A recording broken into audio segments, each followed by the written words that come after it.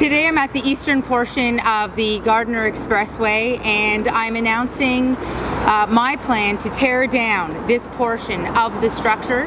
It is a decaying old structure that is a relic of the past, and there's been extensive work undertaken to determine that we can unlock a significant amount of land by tearing down this portion of the Gardiner Expressway, and we can build new communities with new jobs in retail and employment and affordable housing, places for people to live, by unlocking this land and instead replacing it with a grand boulevard. This plan, it costs $500 million less than the current plan that Mr. Tory is proposing, which is to tear down this structure and to rebuild this structure.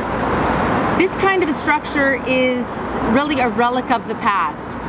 Forward-looking cities are tearing down their elevated expressways and instead creating new communities and new places. The savings in terms of commute time is so minuscule in comparison to the city building benefits, and that's the reason why it was a big debate. Unfortunately, we did not have the leadership of a mayor who was forward-looking at that time and thinking about how we create a city of the future, and that's why we're spending really an astronomical amount of money to rebuild a structure that adds very little value to the city.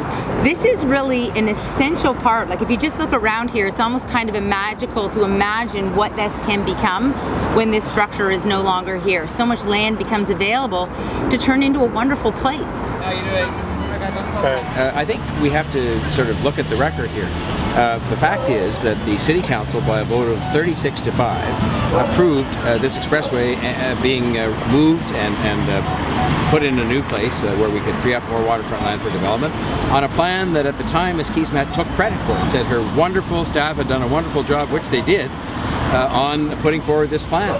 And I think this is another example of where what's now going to happen is she's going to take us backwards, and we're going to go back to the drawing board and to more debates after a decisive City Council decision, and it's solely to try and win votes. And I just think that people are not in the mood for that. They want us to move forward with the plans we've agreed upon by an 85% margin of the City Council, and the alternative, quite frankly, is years of delay, but then, if we have her way, dumping thousands of cars into downtown neighborhoods and trucks who presently want to use a ring road to get around the downtown and not be into the neighborhoods there, posing a risk to the environment but also a risk to safety. But then she calls your plan fiscally reckless, bad land use, bad design, and a bad deal for the people of Toronto. The plan, check out her tweets on the day the City Council decided 36-5 to adopt the plan that she calls mine.